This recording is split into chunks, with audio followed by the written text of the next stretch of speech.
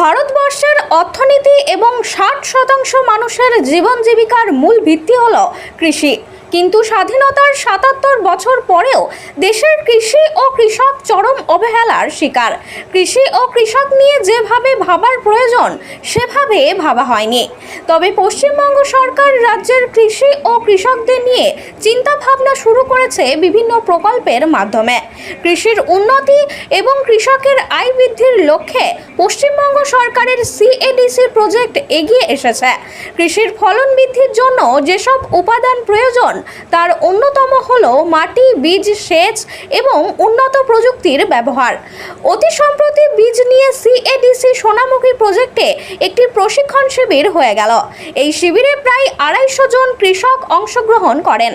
এই প্রশিক্ষণ শিবিরে বিশিষ্টদের মধ্যে উপস্থিত ছিলেন CADCর চেয়ারম্যান শুভাশিস বটব্যাল, কৃষি বিজ্ঞানী প্রসেনজিৎ দে এবং CADC এর officer in charge doctor Subhash Hansda প্রমুখ। প্রসেনজিৎ দে বীজ তৈরি থেকে বীজের ব্যবহারের উপর এক তথ্যবহুল আলোচনা করেন এবং কৃষকদের মধ্যে মত বিনিময় করেন। বাঁকুড়া থেকে সুনীল দাসের রিপোর্ট, RLM নিউজ। নতুন করে আর পরিচয় দেওয়ার দরকার নেই, তবু ওনাকে সবাই মিলে জোরে করতালি দিয়ে সম্বর্ধনা জ্ঞাপন করবো। আজকে আমাদের মধ্যে পেয়েছি মিস্টার শুভাশিস বটব্যাল মহাশয়, chairman project level monitoring committee. আমি প্রত্যেক কৃষক বন্ধু অনুরোধ করবো সবাই করতালি দিয়ে ওনাকে সম্বর্ধনা জ্ঞাপন করা। তার সাথে সাথে ওনাকে ফুলের স্তবক দিয়ে আজকে যে বিশেষ মহত্বকে স্মরণীয় করে রাখার জন্য এই অফিসারি কর্মী সুকুমার ঘোষ মহাশয়কে অনুরোধ করবো মিস্টার শুভাশিস বটব্যাল মহাশয়কে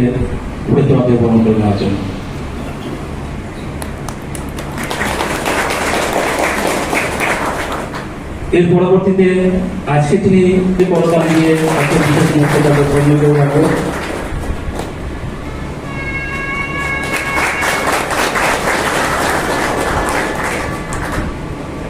ভারতবর্ষ যেটার উপর ডিপেন্ড করে আছে কৃষক, এবং সেই কৃষকদেরকে যদি আমরা তোয়াজ না করি, তাদেরকে পরিচর্যা না করি, তাদেরকে সময় না দিই, তারা আমাদের ভারতবর্ষ এগোতে পারে না বা পশ্চিমবাংলা এগোতে পারে না।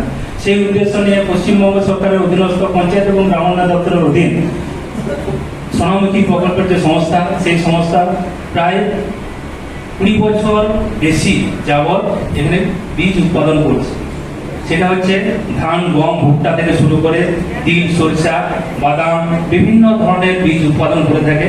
এবং সেই বীজটার গুণগত মান যাতে আমরা বজায় রাখতে পারি বা আগামী দিন এই অঞ্চলের কৃষকরা ভালো মানের বীজ পায় এবং সারা ভারতবর্ষ তথা ভারতবর্ষের বাইরেও যদি এই বীজটাকে আমরা রপ্তানি করতে পারি, তাহলে কৃষকদের যে আয়, সেই আয়টাকে সুনিশ্চিত করতে পারবো। সেই আশা রেখে কিন্তু সোনামুখী প্রকল্পের যে উদ্যোগ এবং পশ্চিমবঙ্গ সরকারের যে উদ্যোগ, সেই উদ্যোগ নিয়ে আমরা সবাই একত্রিত হয়েছি। তো এই একত্রিত জায়গা থেকে দাঁড়িয়ে আমাদের যে গ্যাপ, আমাদের মধ্যে যে শূন্যস্থান যাতে না থাকে, সেটা যাতে আমরা খুব সহজেই মিটিগেট করতে পারি, সেই কারণের জন্য ধরনের প্রশিক্ষণ।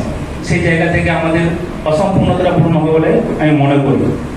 তাই প্রত্যেক কৃষক বন্ধুদের অনুরোধ করবো, আপনারা সুশৃঙ্খলভাবে শুনবেন এবং আপনাদের যে সমস্যাগুলো আছে, ফিল্ড লেভেলের রোগ পোকা সংক্রান্ত বলুন, যে সমস্ত গাছ আছে সেগুলোকে ফলন হিসেবে নিয়ে মাটির সঙ্গে পচিয়ে দিন, যাতে জৈব সার হিসেবে যোগান দেয়। এরপর আসছে বীজ।